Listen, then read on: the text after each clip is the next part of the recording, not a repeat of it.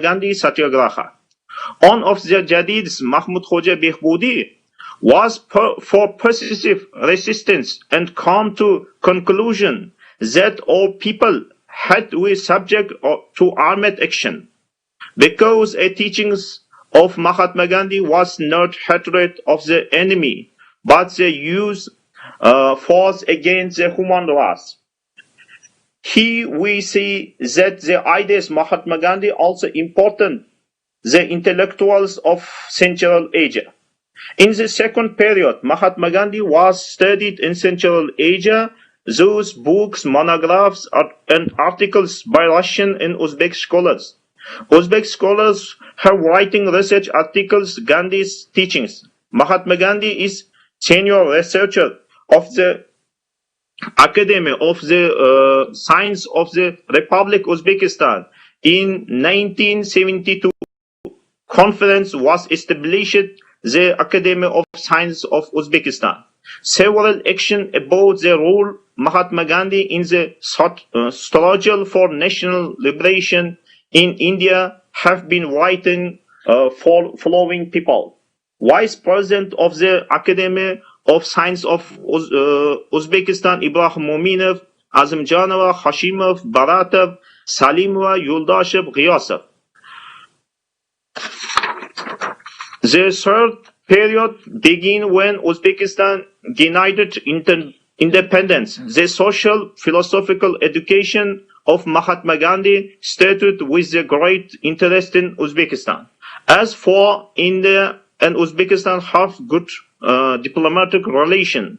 In 1994, after the arrival of the Minister of Foreign Affairs of India, Pranab Mukherjee, in Tashkent, the name of Mahatma Gandhi was given on the streets of Tashkent. In 2008, with the assistance Professor Shamatov Azad and Ambassador of the Republic of India in Uzbekistan, the Center of Oriental Studies, named after Mahatma Gandhi, was established at the Faculty of Oriental Philology and Philosophy of the Tashkent State's Oriental Studies. The Mahatma Gandhi Center for Indian Studies has been operated for 12 years. The main goal of the Hindu Center Mahatma Gandhi is promote Indian culture, scientific center, to study Indian Aryan languages, history, philosophy, economics, and politics of India. Every year, since 2008, the Mahatma Gandhi Center for Indian Studies celebrate in the birthday of Mahatma Gandhi on October 2 at the Embassy of India. The general public and studies are informed about Gandhi's ideological and philosophical views on non-violent education. Thus, Gandhi's research began with the in-depth study of India in independent Uzbekistan. Particularly, Gandhi's philosophy was included the bachelor's and master's program of University Philosophy Department, and he began writing research Gandhi's philosophical ideas. I myself have writing by bachelor's, master's research on Gandhi's philosophical ideas.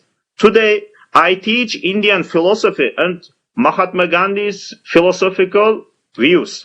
Last year, on the occasion of the 150th anniversary of Mahatma Gandhi, G monograph entitled The Influence of Ancient Indian Philosophy on Mahatma Gandhi's social philosophical views, and published based on my research Gandhi Bachelor Master's work.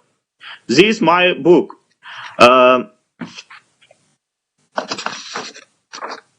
The monograph covers the socio-political situation on India, society in the late 19th and early 20th century, the declaration, independence of subsequent separation of life India, and the life and work Mahatma Gandhi. The influence of ancient Indian philosophy, on Mahatma Gandhi's worldview and his philosophical, moral, religions, socio-political, economic, spiritual, culture teachings. Nowadays, I am doing my research for PhD, the topic philosophical and conceptual analysis of the worldview of Mahatma Gandhi. By my life is my message. Mahatma Gandhi was translated by the Uzbek translator Amr Faizullah, a talented translator, Hindu scholar. The fact the book was translated in the Uzbek liberation can be explained the fact that Amr Faizullah in Indian scholar. This my message, my life is my message book in the Uzbek languages. We say that the social, philosophical, and ideas Mahatma Gandhi influenced Uzbek society through film. Conclusion. I can say that first, the Mahatma Gandhi doctrine non-violence is still relevant in the relation between different countries and in the issues of social cooperation. Secondly, Gandhi's philosophy rejects any war in means of solving problems. The name Gandhi today represents peace, social cooperation, and interfaith tolerance throughout the world. Thirdly, the ideas Mahatma Gandhi was significant impact on Central Asia, particularly in Uzbekistan, Baz, and the past and today. Thank you very much. Thank you so much, Mr. Pulatov, Sherdor, and we wish you all the best for your PhD and further work. But मुझे बहुत खुशी हुई कि आपने हिंदी में शुरुआत में आपके संबोधन के शुरुआत में थोड़ा सा हिंदी का प्रयोग किया, बहुत अच्छा लगा. हम भी कोशिश कर रहे हैं धीरे धीरे कि हमारे जो बौद्धिक कार्यक्रम हैं उसमें हिंदी का प्रयोग हो. लेकिन आज का जो कार्यक्रम था वो अंतर्राष्ट्रीय था, जिसकी वजह से सब लोगों को शायद हिंदी आती नहीं है, इसलिए मैं अब दोबारा अंग्रेजी में बोलने की इजाजत मांगता हूं सबसे. But it was very nice to hear you begin in Hindi. Thank you very much. We wish you all the best for your future research. And I was very fascinated to hear about the different phases of the Gandhian influence in Central Asia, particularly in Uzbekistan, and how Gandhian ideas were used in your own struggle against Soviet domination. And thereafter, how in fact Gandhi becomes a soft power bridge between India and, your part of the world, where visiting dignitaries, visiting prime ministers or presidents will inaugurate a Gandhi center or will name a street after Mahatma Gandhi. So Gandhi is obviously a symbol of what India stands for in the world, and ideas such as non-violence and the struggle for justice resonate in different parts of the world according to our own cultural proclivities and our own orientations. So with those words, I thank you once again for joining us from Uzbekistan. We always think about Tashkent, of course, as the place where our second Prime Minister, Lal Bahadur Shastri, passed away. Incidentally, Shastri was also born on the 2nd of October, which is tomorrow. So it's another connection between your country and ours. And I believe there's a big statue of Shastri over there in Tashkent. I haven't been to Tashkent, but that's what my friends have told me. So thank you once again. Thank you very much indeed. May I now invite Professor Rajesh Rai to tell us about Gandhi, Southeast Asia, and the Indian diaspora. Thank you. Okay, thank you very much, Professor Paranjape. It's wonderful to see you. Greetings from Singapore to everyone. Really delighted to be at this webinar. Specifically, I want to thank Dr. Raghavan, who not too long ago was the High Commissioner of India to Singapore. I remember a night when we had Thosai together, and I hope one day again we'll get that opportunity. Thank you also, Dr. Bhattacharjee, for organizing this, coordinating this webinar, and most of all, Professor Paranjape. I remember you well and fondly. We at SAS, we miss you. We are slightly bigger than we were before. We are not yet a department, but then that will occur as India rises, I think. In Singaporean style, we always have slides. So I'm just going to upload some slides for you. It's PowerPoint slides for this particular presentation. Is this visible to you now? Can I just check if my slides are visible? No. Okay, just a moment.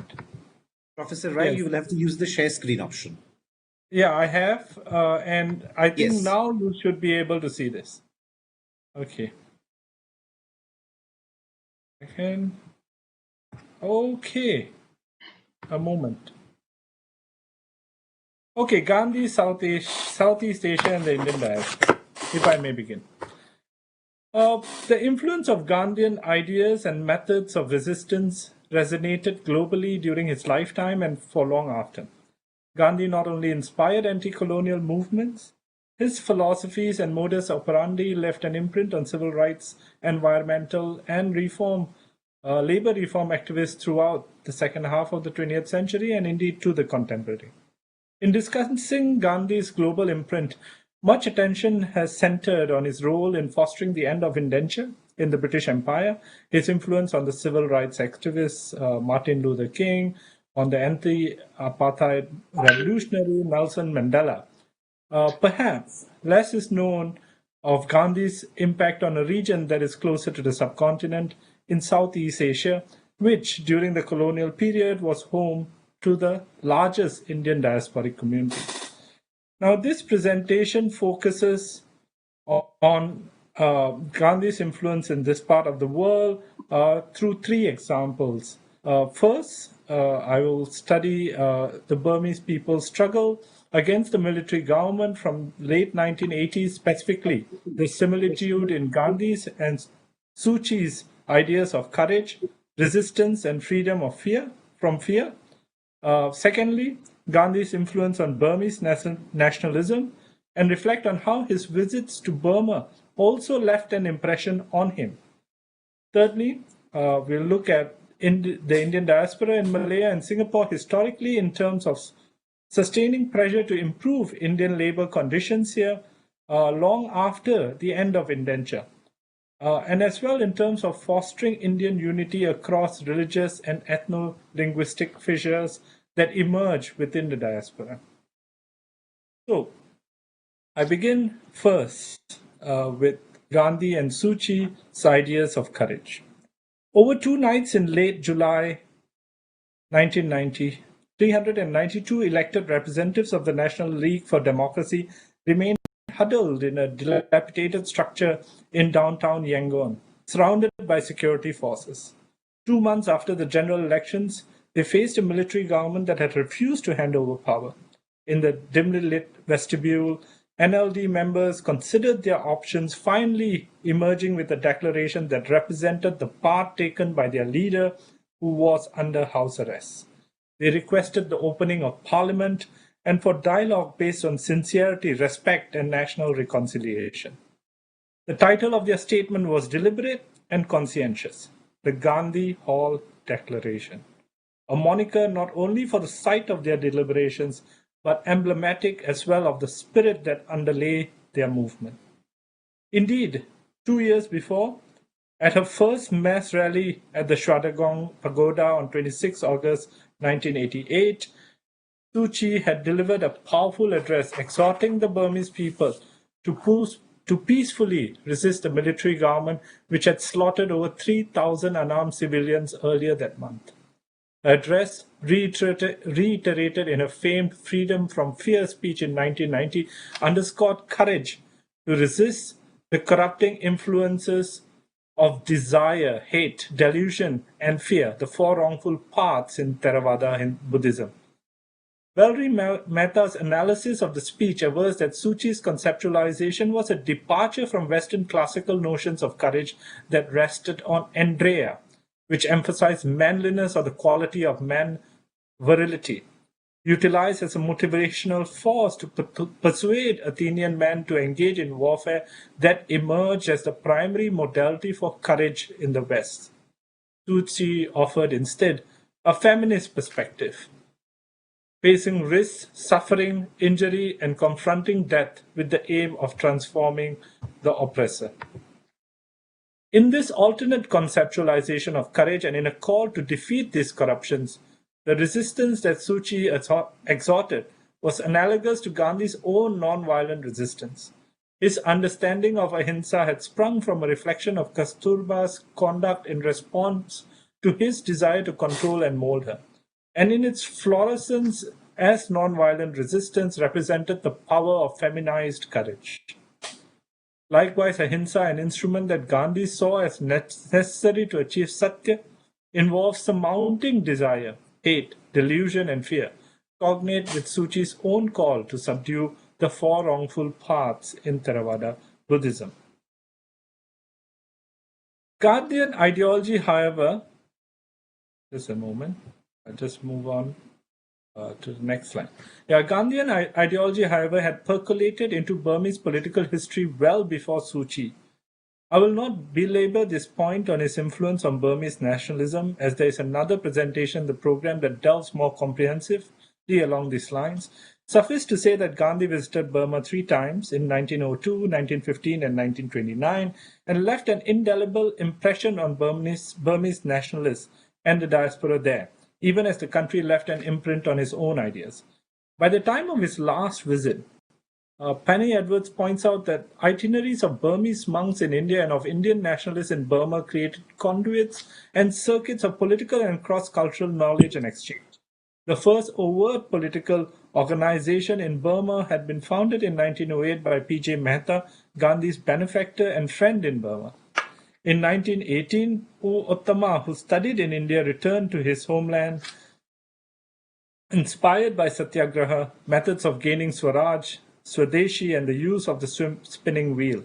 Gandhi's ideas and methods offered to him, as it did to Venerable U. Vosara and others in the 1920s, a refreshing alternative to the British school secular leaders that had hitherto been primary leaders of Burma's nationalist movement. While acknowledging Burmese nationalism's connect with Gandhian ideas, it would be remiss to not consider the imprint that Burma and her people left on Gandhi. Edwards notes that in Burma, more than in South Africa, Gandhi was confronted with the direct complicity by Indians in the coercion of the Burmese and in the exploitation of economic opportunity. Accordingly, the moral ambivalence of these Indian bodyguards of empire honed both Gandhi's vision for moral reformation of the Indian nation and his formulation of Swaraj. Under Swaraj, he pledged, in 1921, Indian soldiers will not be hirelings used to cut down the Chinese or Burmese in the East. Likewise, he attacked Indian businessmen for being the underwriters of the empire in Burma. He said, just as we in India have become commission agents of English merchants, even so in Burma we have combined with the English in making the Burmese people our commission agents. I'll move on finally to conditions of Indian labor and fostering unity in the Indian diaspora in Malaya. Gandhi's impact on Malaya and Singapore colonies, which he did not visit, was perhaps more obscure than in Burma. That is not to suggest an absence. His influence was especially evident in 2 spheres: on matters pertaining to the conditions of Indian labor, and secondly in fostering broad-based pan-religious and pan-ethno-linguistic unity within the heterogeneous Indian communities based here. The early institutions established by Indians in these parts had initially tended to be places of worship or based on regional lines. However, by the second decade of the 20th century, several Indian associations had sprung, seeking to unify Indians across regional and religious lines to emerge as potent lobbies of Indian interests vis-a-vis the colonial government. Many of the founding members were Gandhian, inspired by his ideas and philosophy, initially quiescent These associations gradually asserted themselves following the Great Depression, especially over the persistent abhorrent conditions of Indian labor in Malaya. Although the indenture system had been banned in Malaya and Singapore by the first decade of the 20th century, other parallel systems of Indian labor recruitment continued unabated. They were labeled by the British as forms of free migration, but in practice they were no less exploitative or abusive than indenture. Of these, the most significant was the Kangani system, where workers were recruited and supervised by the Indian intermediary, i.e. the Kankani, the one who sees over. That system, deployed in Malaya and Ceylon from the second half of the 19th century, accounted for more than twice the number of laborers recruited through the indenture system globally. Worse still, at sites where Indian labor were employed, the British maintained a concentration of licensed liquor shops, which not only ensured high rates of alcoholism, but as well a situation in which the laborer remained perpetually in debt. As the leadership of the Indian Association grew more assertive in the 1930s, overt political speeches calling for labor reforms and strikes became more frequent, as did the wearing of Gandhi caps and the celebration of his birthday in open fields. Influenced by the temperance movement, there were calls for a ban on toddy shops at plantations. By this time, connections with Congress leaders in India had also strengthened, and Gandhi encouraged sending delegations to check on these reported abuses. Accordingly, Srinivasa Sastry, who at the behest of Gandhi had been appointed the first Indian agent to South Africa, arrived in Malaya in 1937. He would submit a report on the conditions of Indian labor in Malaya, which in 1938 finally led to the Indian government banning the Kangani system, a system which over the course of 7 decades had brought 1.5 million Indian laborers to Malaya. Gandhi remained the most recognized Indian nationalist leader even within the large Tamil diaspora in Malaya and Singapore in the lead up to the Second World War. This is just a hall at Sungai Patani, which is really an obscure location in Kedah. And you see that the laborers there put up a memorial hall very early on. It's been refurbished recently. This goes to say that even the plantation laborers felt strongly for Gandhi.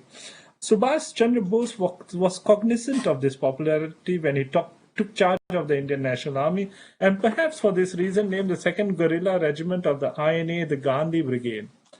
Although Bose succeeded in unifying the Indian diaspora in Malaya and Singapore till the end of the Second World War, the unity quickly unraveled after the war, especially following India's independence and partition. Partition divided South Asian loyalties even in the diaspora, and several incidents of Hindu-Muslim conflict were recorded in urban centers such as Singapore and in parts of Malaya. Even more significantly, the context of the rise of political movements based on language in independent India, Tamil consciousness and the Dravidian movement emerged as the most dynamic force in the diaspora here from the late 1940s. With growing fractures along religious and ethno-linguistic lines, Gandhi posthumously became a foundation for pan-Indian unity here. In March 1948, John Thivi, the founding president of the Malayan Indian Congress and representative of the Indian government to Southeast Asia, brought Gandhi's ashes to Singapore, an episode that aided in placating Hindu-Muslim tensions that hitherto had been evident here. Likewise, in the early 1950s, the move to establish a Gandhi memorial in Singapore can also be seen as an attempt by leaders who emphasize pan-Indian unity to wrest the initiative from the growing force of the Tamil movement here, and to balance this with a more broad-based definition of Indianness on the island.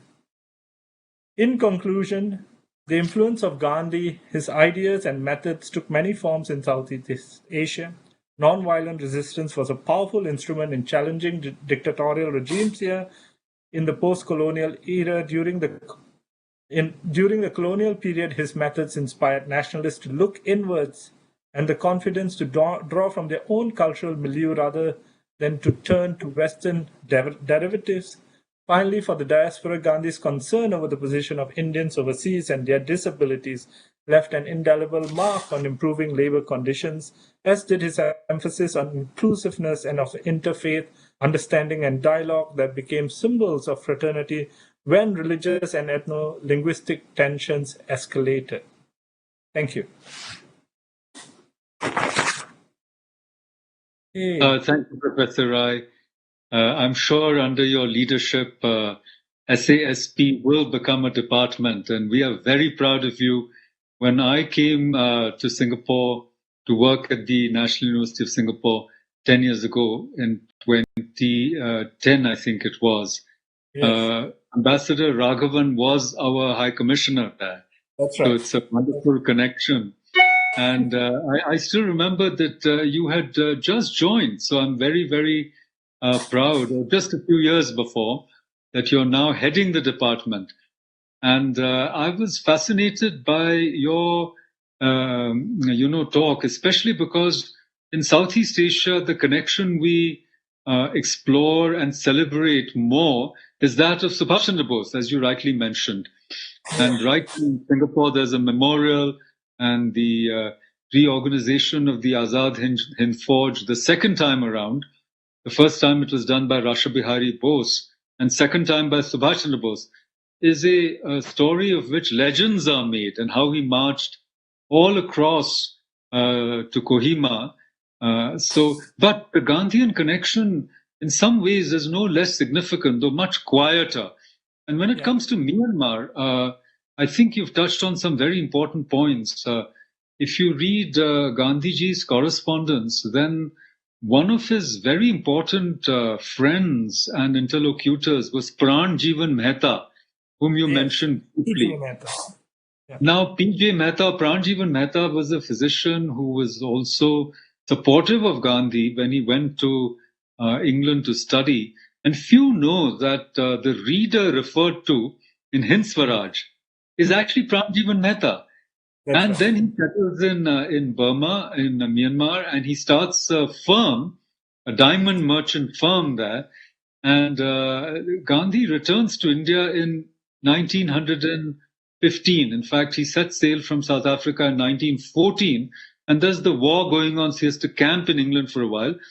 But believe it or not, he's in India in January or so, and in March he's already visiting Pran Jivan Mehta in Myanmar. And he has a house near the Shwe Dagon Pagoda.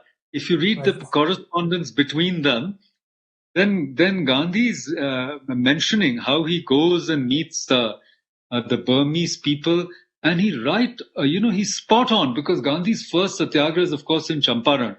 But he's spot on when he says Indians are exploiting the Burmese. He says it and helping the British. So I think Gandhi's moral compass hardly ever wavered, and he was always looking for the underdog. And then you brought in the Kangani system and Gandhi's efforts in abolishing indenture in a different guise. Of course, he was instrumental in abolishing indenture in South Africa, but also in Malaya and in that part of Southeast Asia, which we don't go into in such depth. But I think over to South Africa once again, Gokhale visited Gandhi there, and they campaigned against the abolition of indenture in South Africa and brought that heinous system to an end. It was really a clever way of substituting slavery, which was abolished by the British in 1833, by another system of forced labor. But I'm very happy. Thank you, Rajesh ji. Good to see you once again. And now I welcome Mr. Eric Itzkin, head Immovable Heritage, City of Johannesburg, South Africa, to tell us about the Trials of Gandhi Square. Please go ahead, Mr. Itzkin.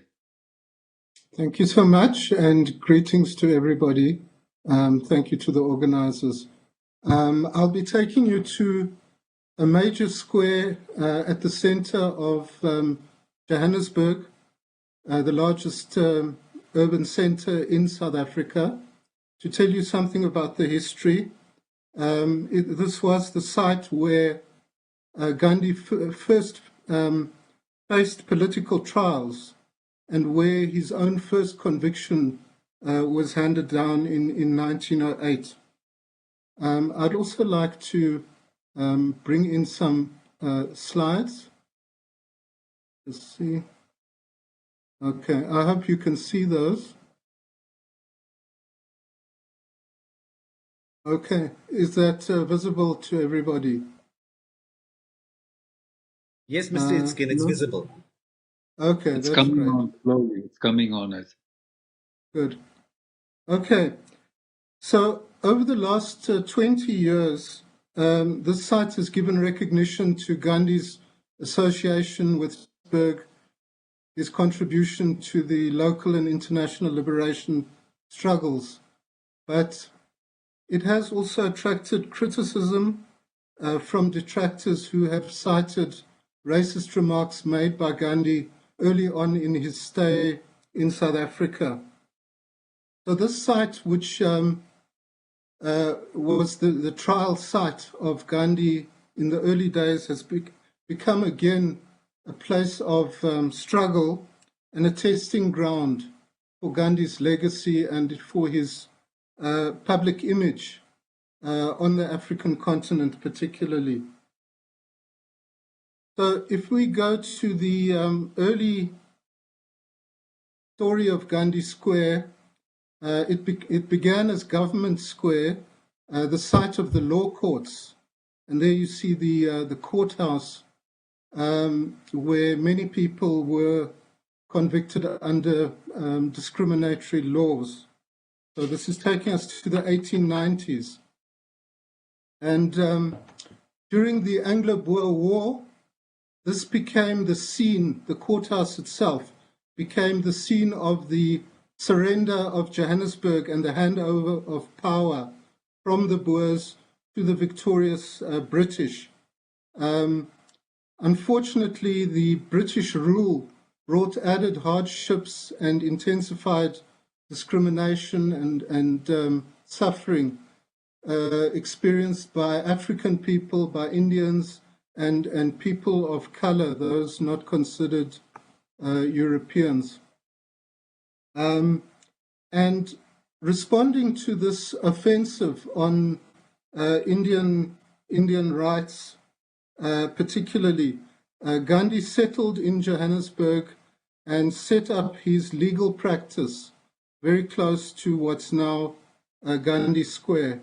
And there you see images of Gandhi with various associates outside his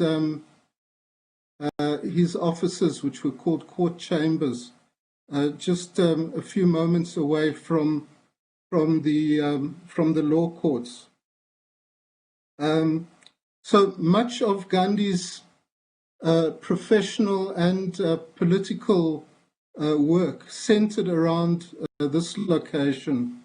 And he was brought to trial there on 2 occasions, first at the end of 1907 and then early in 1908.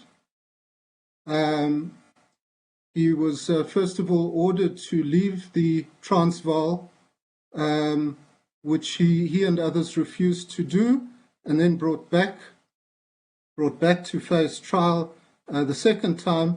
Gandhi later recalled he had some feeling of awkwardness being in the dock in the very court where he practiced his profession, but he came to consider this role as more honorable and overcame his hesitation. This was a very high-profile trial. It attracted large crowds. There were demonstrators outside when the conviction was handed down, and the picture there just shows you crowds of people, Gandhi supporters actually, being dispersed by mounted police. So Gandhi was then ferried off to prison, to the Fort Prison, which is now a major heritage site in Johannesburg, as part of Constitution Hill, where he, of course, faced the first of many terms of imprisonment in South Africa and later in India. The picture just shows him outside the entrance to the jail. That's when people were being released. So the coming back to Gandhi Square, that site fell into disuse By the 1940s, the old courthouse was demolished and had been replaced by newer courts. And there was a development of a transport hub, a terminus for buses. The place was, at that time, in 1948, named Van der Bijl Square. It was named after an Afrikaans industrialist and scientist of note. And that was the function that it served through the rest of the 20th century, and still today it is a center of public transport. But by the 1990s, the site was quite run down and neglected, decaying, and there was a move to revitalize and uplift the place. And coinciding with that, it was renamed as Gandhi Square and took on this new identity. By 2003, there was a new sculpture of Gandhi unveiled by the city on the site with, I think, a unique interpretation of Gandhi, not as the more elderly Mahatma, but as the young lawyer and activist in his 30s, as he was known in Johannesburg, and he's portrayed in his legal gown. So the statue was welcomed in many quarters, but also faced criticism by those who argued that this tribute to Gandhi overlooked racist comments made by him during his stay in South Africa. Resentment towards the Gandhi statue resurfaced in 2015 in the wake of a movement called Rhodes Must Fall,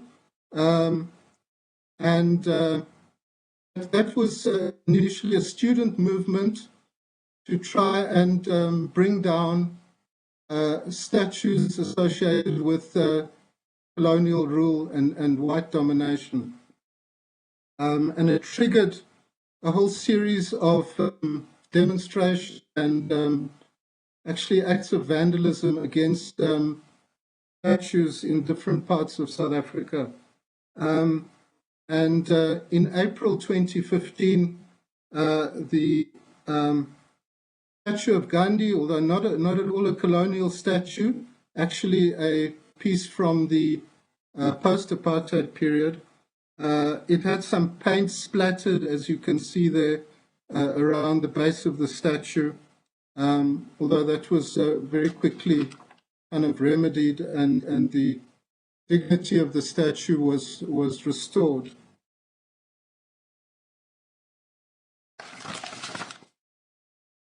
Okay, so at the heart of the matter, Gandhi has been criticized for using racist colonial language against African people during the early years of his stay in South Africa.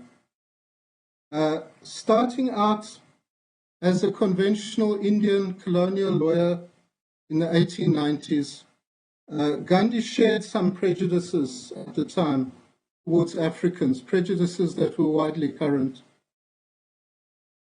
Yet, with the benefit of extended experience, Gandhi changed his views, went through a personal transformation regarding the colonial orientation of his youth, and he widened his understanding. During the last decade of his stay in South Africa, 1904 to 1914, Gandhi's early remarks about Africans were replaced by comments of support and admiration and respect, and he articulated a clear vision of a shared and inclusive South Africa, free of all forms of discrimination. And this was particularly expressed in his speech in 1908 at the YMCA in Johannesburg, the Young Men's Christian Association. And there he said, we can hardly think of South Africa without the African races. He said, if we look into the future, is it not a heritage that we have to leave to posterity, that all the different races commingle and produce a civilization that perhaps the world has not seen?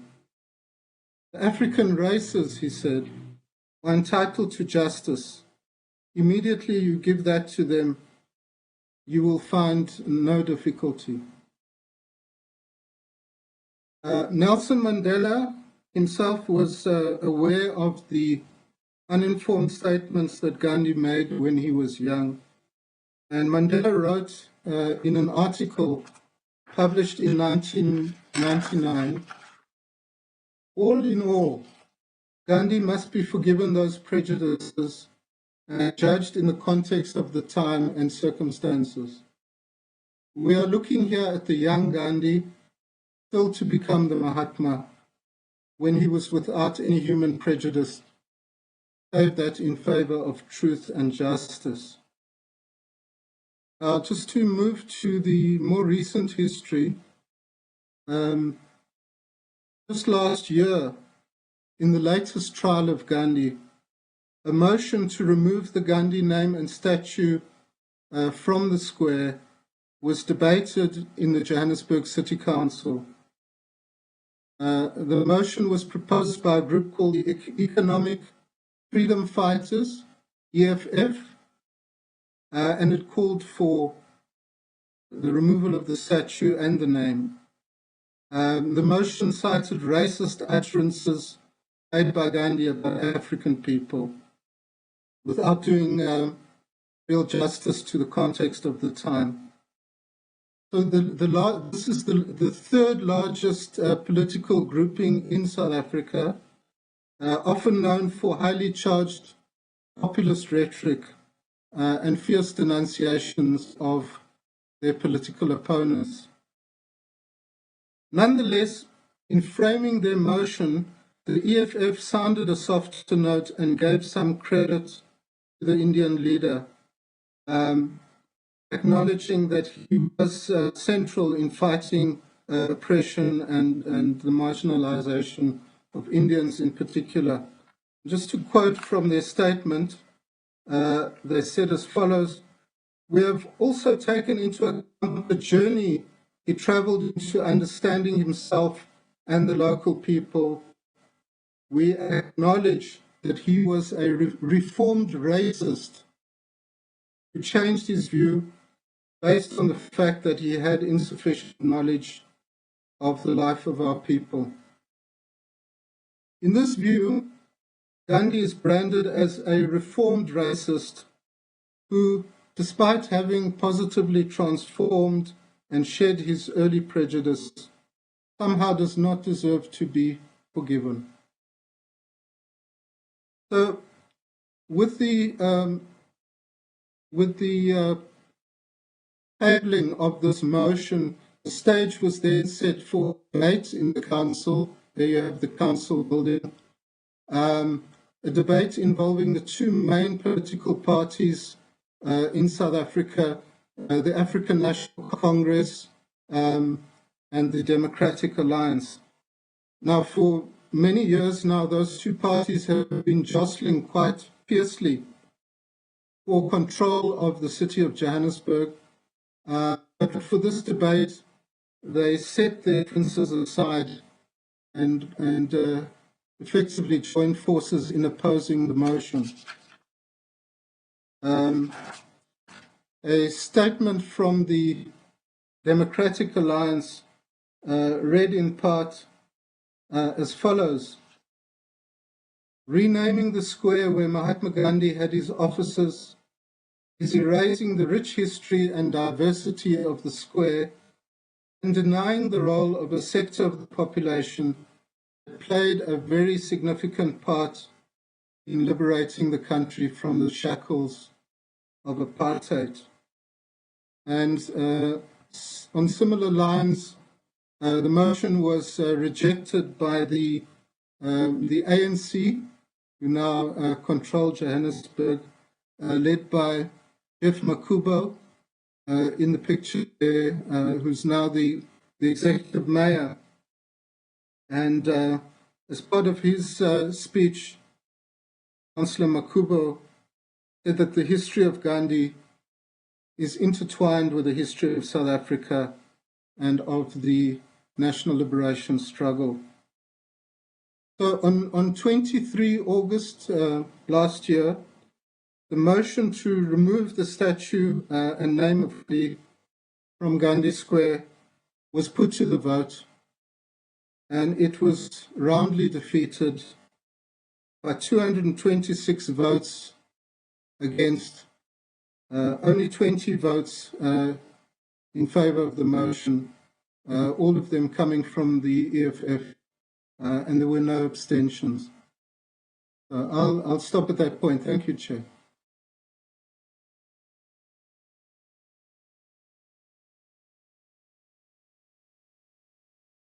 I'll unmute my mic. Can you hear me now? Can hear you. Oh, thank you. Thank you for that extremely nuanced and detailed presentation, especially on the process of, deciding whether to take down Gandhi, as it were, rename the square, and how the motion was defeated in a very democratic fashion. I think that the sort of campaign to turn Gandhi into this racist, imperialist figure was, I think, given a fillip by this book.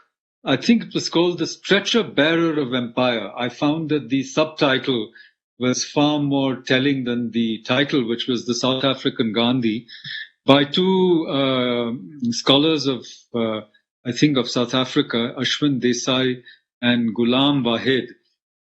This book came out a few years ago, and I think that a lot of issues were raised in this book, which were debated extensively in India and elsewhere. Ramchandra Guha joined in the debate. Earlier, Rajmohan Gandhi, I think, also weighed in. He's Gandhi's grandson, as you know. And there was an acknowledgement, as you rightly said at the beginning of your presentation, that Gandhi's views changed when he came to South Africa. His mindset was much more influenced by the colonial ideological framing of the Africans and of the part of Africa that they occupied and colonized hundreds of years ago. How the Cape was occupied, and Gandhi was also influenced by that type of thinking and how gradually he changed. Now, I think the major argument in the book by Desai and Wahid is that Gandhi did not do enough for the Africans. I'll quote a statement they made. Gandhi's blanking of Africans is the black hole at the heart of his saintly mythology. So he's being condemned more for what he didn't do than for what he did. And I think that the argumentation that they adopt is not, at least to me, very convincing. I just want to mention one thing about this, because we have another presentation, which is also very fascinating, I think, going to Muscat and Oman. But it is that, Gandhi's vow of Brahmacharya, taken quite late in his life when he was 36 years old, I think it was 1906, and the Boer War was going on, and there was also the Zulu Rebellion. Gandhi had started an ambulance corps, and from my readings, what I remember, I haven't refreshed my memory immediately, but both in my experiments with truth and Satyagraha in South Africa and elsewhere, he talks about his experiments in Brahmacharya. And I think there's a defining moment in his life where he finds that to nurse, the Zulus whose wounds were festering and they were just left to die because the Europeans would not nurse them. he felt that taking this vow was a great help. So somehow I find it very hard to believe that a person who could nurse the wounds of Africans who were simply brutalized and left to die could be a racist. I think that militates against my understanding of racism. But be that as it may, thank you for that wonderful presentation. And as a custodian of the immovable heritage of the city of Johannesburg, we thank you. And we're happy that Gandhi Square remains Gandhi Square. I visited Joburg a few times. It's a very vibrant, culturally alive city. And the kind of debate that you told us about is bitten the rich legacy of anti-imperialist struggle, which I think, at least for the Indian community, Gandhi learned and perfected in South Africa. His march from Transvaal from Durban to Transvaal is an example. And then he did a long salt march in India based on the same model that he had learned in South Africa. So it's widely believed that it was South Africa that made Gandhi a Mahatma. Be that as it may, whether we agree with that or not, I think that the tradition of democracy where we debate, where we discuss things, and where the ANC also picked up the gauntlet against apartheid. I went to Robben Island and I also visited the other sides in Soweto. Very inspiring struggle. And I'm glad that, as I said, for the sake of Indo-South African relations and that historical conjuncture, Gandhi remains as a part of your city. Thank you once again for joining us. Thank you. I now invite Dr. Hoshang Hassan Yari, head of the Political Sciences section, College of Economics and Political Sciences of the Sultan Qaboos University in Muscat, Oman. Muscat, Oman. Before I invite Dr. Hoshang to tell us about his topic, One Crisis to Another, the Middle East Mrs. Gandhi. I like that title. I can't help thinking about the port of Gwadar, which has been so much in news. And of course, Dr. Raghavan, after being the High Commissioner in Singapore, he went to Pakistan. He's the best person to tell us about that. But Gwadar was a part of Oman till 1958, if I'm not mistaken. And there's a history of the Omanese connection with our subcontinent. But for me, what's really fascinating, if I may take just half a minute more, is when you visit Gandhi's ancestral home in Purbandar, the house where he was born. And it's a higgledy-piggledy type of house, with lots of tiny rooms, all massed up one on top of the other. It's now a national memorial, of course. But you're taken to the room which was Gandhi's study, apparently, right on top, And I, stood there and looked out of the window. And what did I see? I saw the Arabian Sea, the great Indian Ocean beckoning to Gandhi. And I began to think as a young man, he was very dreamy, I'm told. He wasn't very good in his studies. He must have sat in that room and wondered about that world beckoning to him, as it were. In other words, it would be a nice topic for study to contrast the continental with the oceanic Gandhi, you see. But with those words, may I please invite Dr. Hassan Yari to tell us about the Middle Eastern Gandhi. Thank you very much, Mr. Chair. Yes, many here in Oman, they believe that Oman is an Indian Ocean country more than a Persian Gulf country. You are right about the geopolitics of the region, the Oman Sea and so forth. I'm originally from Iran, but living in Canada. So I'm a bit from a big distance connected to India through the Parsis, your compatriots, those Parsis, those Persians who moved to India a long time ago. and play a significant role apparently in the society, in their society, which is India. As for Oman, obviously, if you are a good swimmer, probably you can swim from here to the other side, to India. Now we have to very quickly, really, that I believe you or one of other colleagues this morning mentioned the neighbor, the problem with the neighbor to the north and so forth. I believe the neighbor is coming much closer now through the Iranian connection and so forth. But Oman tries to treat different countries as partner rather than anything else. It was very interesting this morning. I learned a lot about India and so forth.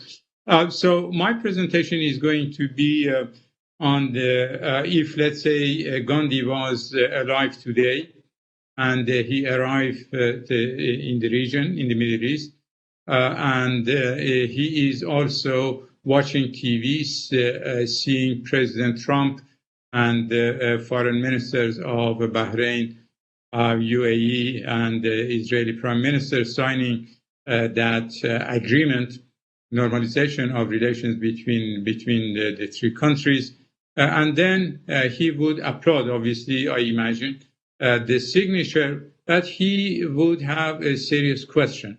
And that question, I'm going to address that through my presentation.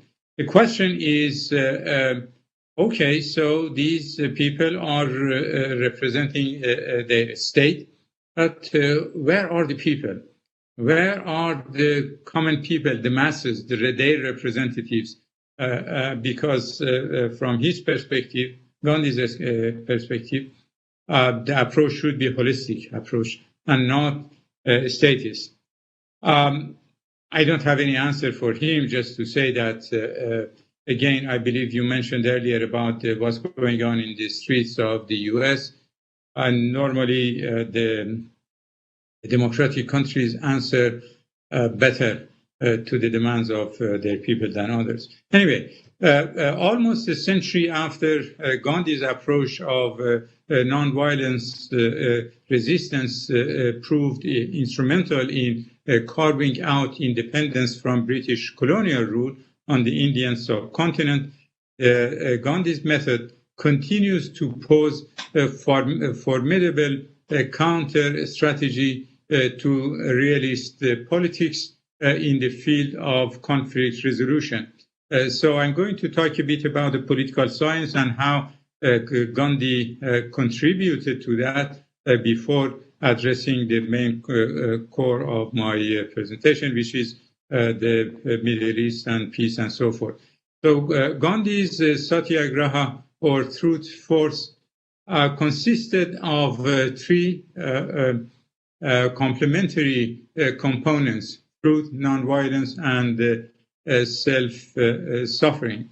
In the decades that have passed since that time, the field of conflict resolution has been addressed heavily by the non-violence component of Gandhi's Satyagraha particularly. In terms of, so what I mean here is that with the kind of notion, the kind of approach that here Gandhi shows, he is putting a big question mark over the head of the realist theory. As you know, this is the predominant theory in international relations and the subfield of political science and so forth. So Gandhi's Satyagraha, consisting of those components that I mentioned earlier, they are at the heart of his non-violence argument. And in this context, we can talk about the notion that eradicating all forms of violence is the only way of attain true liberation. So to be national liberation or liberation from the, internally intrastate or interstate, in both cases, his idea is applicable. In order to understand nonviolence, it is imperative to begin with expounding on how violence was defined by Gandhi's political ideology. Departing from popular one-dimensional understandings of violence as existing solely in the physical realm, Gandhi looked at the concept across three different dimensions, whereas structural violence refers to the violence of exploitation and poverty. Epistemic violence refers to the silencing of subaltern people, their voices and their knowledge. Moreover, everyday forms of violence refer to the routine ways of life that evoke humiliation and prevent self-realization in each human being.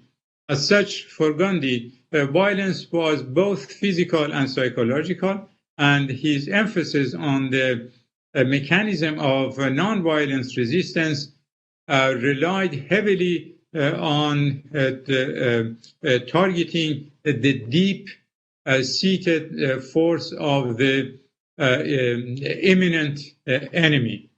As such, a Gandhian approach to combating violence proposes a radical reimagination of what constitutes violence in the first place.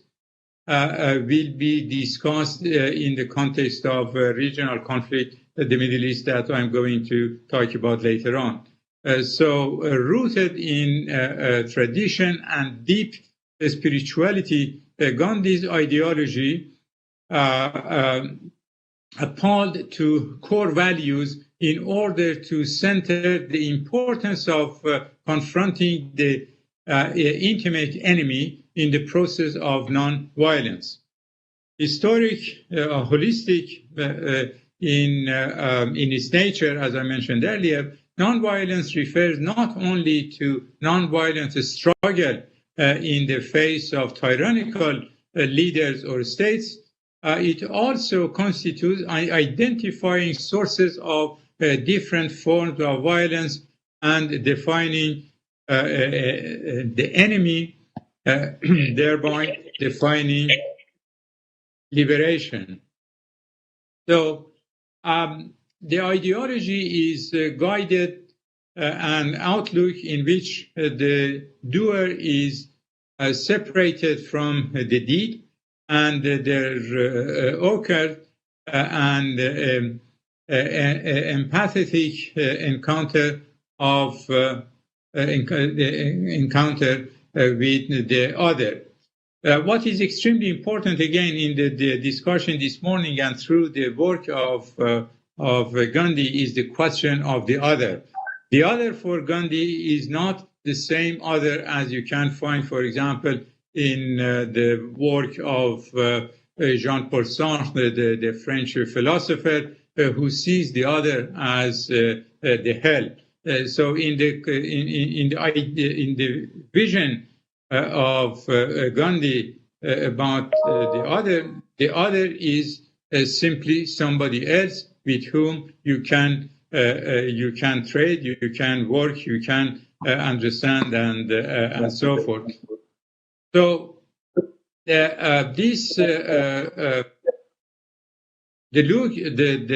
way that Gandhi is looking at different issues is different from, for example, the way Hobbes is looking at the human nature. For Gandhi, the self or the khadi, I believe you call it in your language. He argued that human nature is based on inherent compassion, and this therefore became the underlying logic of his politics. So in other words, humans is a kind of, you can say Wilsonian, or Wilson, if he was, I'm not sure about that, but if he was inspired by Gandhi or vice versa, meaning that humans by nature are good and not necessarily the way that some other realists is, they are looking at the human. So another issue which is of, I believe, of great importance to Gandhi is the question of power.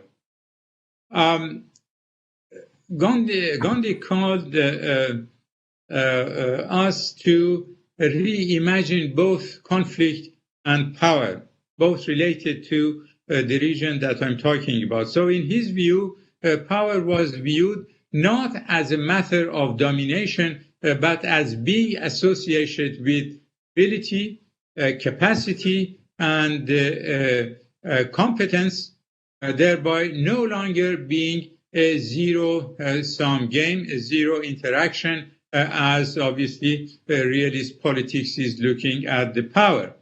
So we know how, from the realist viewpoint, the world is a jungle, and you need to be stronger in order to protect yourself and your interests.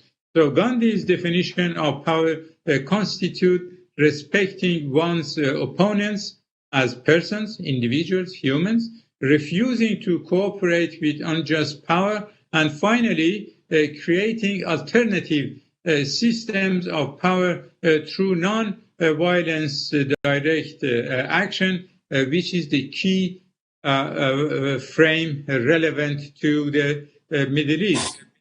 So precisely this question is really at the heart of the problems that we are living in the Middle East in terms of conflict and confrontation and so forth. So now about the Middle East and interstate conflict today, the situation that is prevailing. Following the Cold War, the emergence security studies particularly focused on regional security in the region and have overwhelmingly been state-centric and military-focused. So this is really the start of a criticism that we can formulate about the post-Cold War view of not only the Middle East, but also a good chunk of the world territory. So the region is rife with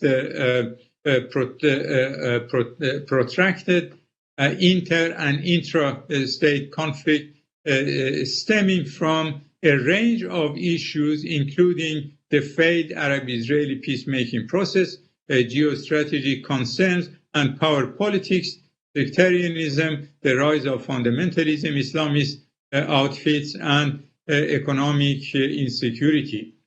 Some of the issues that, again, our colleagues mentioned earlier. So exercising various state-centered insecurities in the years that have passed since the Cold War, such as the US-led invasion of Iraq, NATO-led invasion of or intervention of Libya, the salience of the military instrument in regional politics has prevented the kind of shift to conflict resolution techniques rooted in soft power and cooperation that have become characteristics of the so-called global North.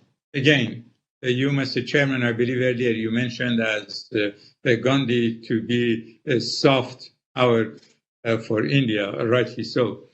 So, as such, Middle East today continues to be embroiled in power politics between blocs led by strong regional and national players, actors.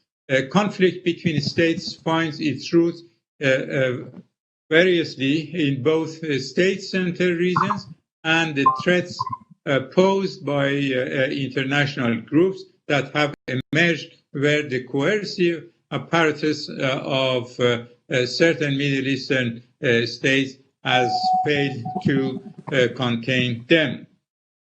So again, not only the states, but also the groups, terrorist groups, militants, and so forth, intervening in different countries, as you have some experiences with that. So while the subject of conflict and war in the Middle East is a heavily nuanced and detailed issue, for the scope of this presentation, it will suffice to note that there are several actors at different levels of political society, motivated by an array of different forms of insecurities that are fueling protracted crisis and conflicts in the region, thereby undermining regional security. Realpolitik abundantly at play in the Middle Eastern affairs, and while critical approaches to positive peace building in the region have been proposed, substantive changes has yet to be seen. So in other words, we need really, after the establishing the frame or theoretical frame of discussion, intervention, and so forth, we need to implement them by bringing the actors around the table. So in that sense, there is a need to redefine security. Drawing on Gandhi's principles of reimagining and identifying the enemy based on a more holistic understanding of what constitutes violence, it is imperative that any approach to conflict resolution in the region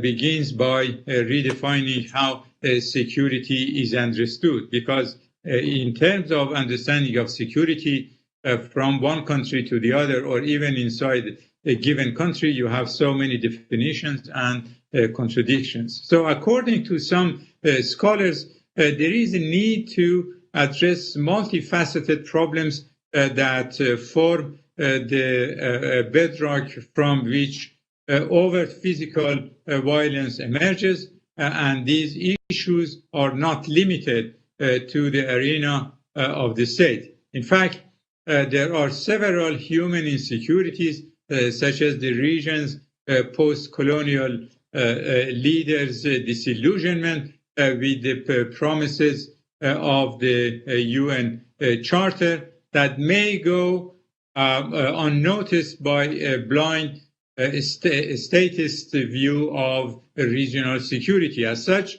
it's essential to draw on Gandhi's framework of violence to identify the structures that form a breeding ground not only for overt physical violence, but also the kind of psychological violence that encourages a realist approach to power sharing and influence in the region. So in addition to identifying structural sources of violence, a focus on tackling epistemic and everyday forms of violence that silence the voices of the subaltern and prevent self-realization, as I mentioned earlier, can potentially quell the human insecurities that have triggered protracted wars in the region. Again, some scholars argue that the traditional boundaries of conflict have been dramatically challenged in the region with subnational actors undermining regional securities. As such, it's essential any solutions to interstate conflict in the region also focuses on the role of individual subnational actors. Gandhi's political ideology relied on the grassroots training of local cadres in the ethic of nonviolence resistance, as we heard this morning, and as such, it may be proposed that notions of security in the region are redefined from statist interest into approaches that are more human-centric and reinforced by the understanding that effectiveness of campaigns of nonviolence and cooperation between conflicting parties is dependent on instilling individual actors with strength and self-realization, again, as Gandhi believed. So such critical approaches to regional security, which decenter the state, can provide a fuller account to peace and conflict resolution in the Middle East. In the past, Arab leaders have tried alternative approaches to enhancing their security and control each other's foreign policy. For example, Jamal Abdel Nasser of Egypt proposed and then tried very forcefully implemented the Pan-Arabism in the 1960s as a symbolic attempt to bring together Arabs. But again, center was the state, and consequently the approach was statist. It was not inclusive, bringing people on board in order for the people to identify themselves with the idea and consequently come to support and to the rescue of the state. So Nasser sought to secure the region's stability through appeal of soft power. However, because these efforts did not depart from a statist perception of security, even as they appealed to Arab citizens' personal identities, they failed to fulfill what Nasser and his colleagues they were looking for. And then is the question of whether we can apply Gandhian politics to the Middle East. One of the essential elements of substantive change through nonviolence is the component of constructive work, hinting at the key role cross-border collaboration in that context can play in tackling conflict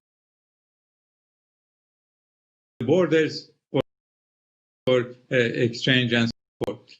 Some scholars they argue that there are three key dimensions of international relations in Gandhian politics. The first one is that Gandhi argued that there must be established relationships between the nations that are made of direct contacts between people so that they may administer agreement when governments fail to do that. Just an example of that is the peace that was reached in Camp David in late 1970s between Egypt and Israel. Although the peace exists, they call it a cold peace because the people, at least from Egypt, they are not on board. Secondly, peace could be understood holistically. Dr. Hoshan, interrupt you, but you're quite over time, and your presentation is really, really excellent, fascinating. But so can I conclude in 1 or 2 minutes? Or yes, we can please. Discuss it. Yeah, thank you. So to conclude, peace and conflict in the Middle East are complex issues addressed by till now addressed by local context. There is a need to depart from we cannot obviously eliminate the states, but bring up the other players around the table, those who have to leave the peace. Today, there are the temporal differences between the foundations of Gandhi's nonviolence movement in colonial India and the circumstances on the ground in the Middle East. So consequently, we need really to review or to revisit Gandhi's ideas about non-violence, peace, and so forth, and bring them to the region somehow. And finally, I will conclude by saying that what Gandhi was talking about, the peace through the groups inside the country, and I believe that the idea became later on or was cooked by the then Secretary of State in Canada, Lester B. Pearson, who proposed the creation of blue berets to the UN General Assembly, and then the peacekeepers, the peacekeeping notion was took root and it was created. So we can see Gandhi's hand in that creation as well. Thank you very much, and I'm sorry for overpassing my time. Thank you, sir. That was an excellent presentation. You highlighted several important facets of Gandhi's ideas of power, as well as a non-state-centric approach to conflict solutions or resolution. That's such a profound point, because Gandhi was hardly a statist. He wanted to empower people, and his idea of Swaraj was really a people's autonomy, not a state-centric, top-down approach to power. And you rightly said that throughout human history, there's a tussle between an idealistic notion of a human being and the realistic notion, and they have in turn spawned different theories of political and diplomatic strategies, like the Hobbesian theory, which sees human beings as essentially brutish and must be controlled by laws, and the Gandhian notion, which is also similar to Rousseau's in a manner of speaking, of a noble savage, if you like, but the nobility, the intrinsic nobility of the human being are quite at variance. And I think that we in India have learned to try to balance the two, because simply having very lofty postures without actual power doesn't give us a lot of purchase in the international field. In fact, speaking of peacekeeping missions, I believe India has been in more than 50 peacekeeping missions, and India has lost more soldiers to peacekeeping missions than probably any other country in the world, and yet we are not a part of the permanent members of the Security Council. But speaking of your presentation, and then you tell us that you're actually Iranian, I'm reminded of the second port in the Iranian province of Balochistan, the Chahbar port, where perhaps our neighbor is planning to come all the way, through some disputed territories, and thereby hangs a tale. I was thinking about your name because I believe it goes back to the Shahnama, if not even prior to that. Hoshang is a king in the Shahnama. And in India, we have Hoshangabad, named after a Nawab, a medieval ruler of Malwa.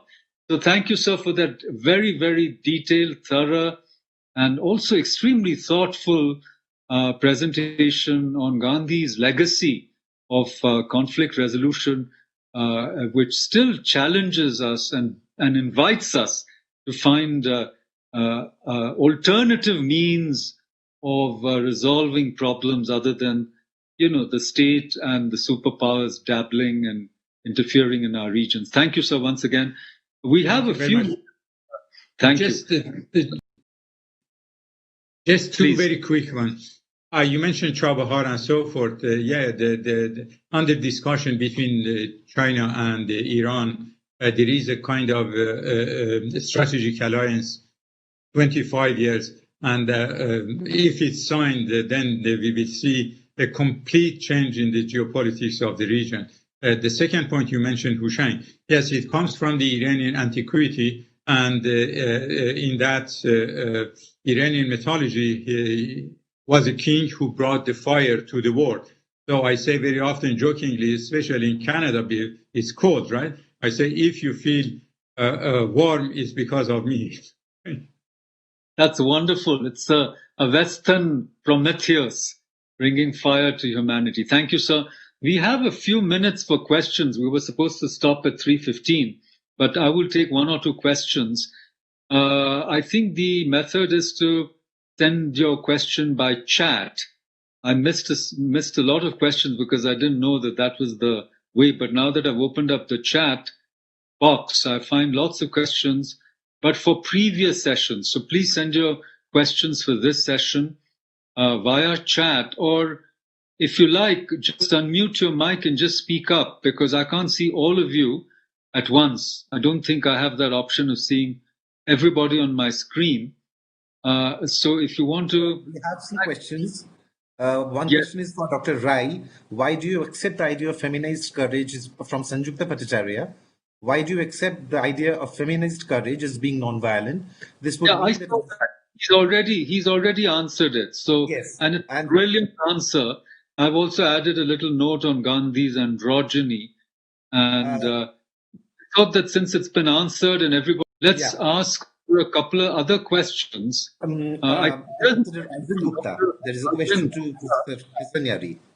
Yeah, I can see it. Can Gandhi's ideas of truth and non-violence be of any use in resolving interstate conflicts today? Can you try to answer that, Professor Hassan Yari, please? Yes, but for mediation to be successful, obviously the parties involved, they have to accept that. So in other words, even if Gandhi is not here physically, his ideas are, but the problem is that, as I mentioned earlier, there are so many interests involved here that make it almost impossible, unfortunately. And especially in the context, as Mr. President mentioned, in the context of excluding civil society as important, obviously, for Gandhi and others, they are absent. The main reason for that is that there is no trust between the rulers and the ruled. So in other words, those who control the power, they don't share it with these people, because in the vast majority of cases, if not almost all of them in the region, the systems are not conducive to this kind of behavior. So consequently, what is going on in terms of going toward making peace and so forth, everything is in the hand of population, the states. And if the populations want to intervene, obviously they are going to be treated with force. So I'm not very optimistic in that regard, unless their great powers interfere and bang the heads together, the head of those head of states. Otherwise, it's impossible in the absence of popular input. Thank you. There's one more question which kind of segues from what you said, because we often find that popular protests like the Arab Spring also soon get hijacked and turned into something that they originally did not stand for at all. And the second question is from Ms. Deepika Saraswat, who says, I mentioned Arab Spring and so forth because of the nature of ideology today. Trust deficit we experience is not only between the ruled and the rulers, between politicians and the populace, but there's a tremendous trust deficit when it comes to ideologies as well, whether of the left, right, or center, because those who champion ideologies seem to be doing it for their own ends. So the question is, do you see a future of post-ideological humanism arriving in the Middle East in some near future as a way to go beyond the self and other conflict or dialectic? No, I'm sorry to say that so abruptly. Not in near future. In the long term, could be. The problem is that ideologies in this region, they are frozen. You hear the same discourse, decades after decades after decades. The good news is that yes, you are absolutely right. Arab Spring was hijacked because we didn't have really the majority of people consciously involved. There is the rational, or there is a logic of masses. You see a protest, and then the protest grows. But if you go to the back of the queue, why you are protesting, in many cases, you will see so many contradictory answers to your question.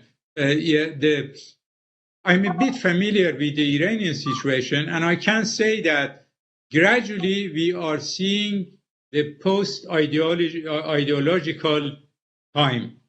Humanism, as you mentioned, very few quick examples. In the past, I remember nobody respected, for example, the dogs. You know, the dogs without any leash, and then abandoned and so forth. But now, when the city of Tehran, for example, is maltreating the dogs, then you see protests by people, women, men, and civil society, let's call them. There are groups protecting for protection of animals' rights. It was unheard of.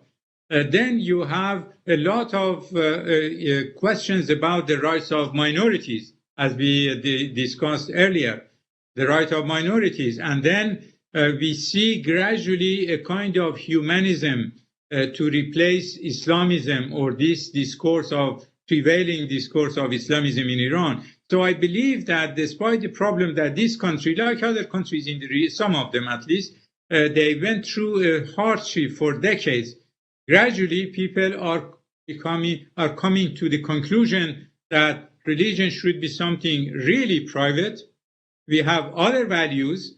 Those values have to prevail, the values of good neighborhood, the values of respect of human rights, women's rights, all kind of gender. Now we are talking about rights, and so good neighborhood with other countries as well, and so forth. The rejection of colonial, for example, or neo-colonialism in the region. I was talking about that agreement and so forth. So in that sense, this is not like a blanket movement, but you see in some countries it's more pronounced, in some others in its infancy, but nevertheless I believe gradually is moving ahead, but short term I don't think so. Thank you very much, and my sincere thanks to all our participants, from starting with Mr. Pulatov, Sherdor, Nematjonovich, from the Oriental Studies faculty in Uzbekistan, Professor Rajesh Rai of the National University of Singapore, Itzkin, head of Immovable Heritage from Joburg, and finally Dr. Hoshang Hassan Yari. Thank you all, and I think I hand it back to Dr. Dhrubajyoti Bhattacharya. Thank you. Thank you, sir. Thank you very much. Thanks to all the participants and all the panelists. We will take a very short break and join back at 15:30 hours Indian Standard Time. It's a very short break, but we will be joining back then. Thank you.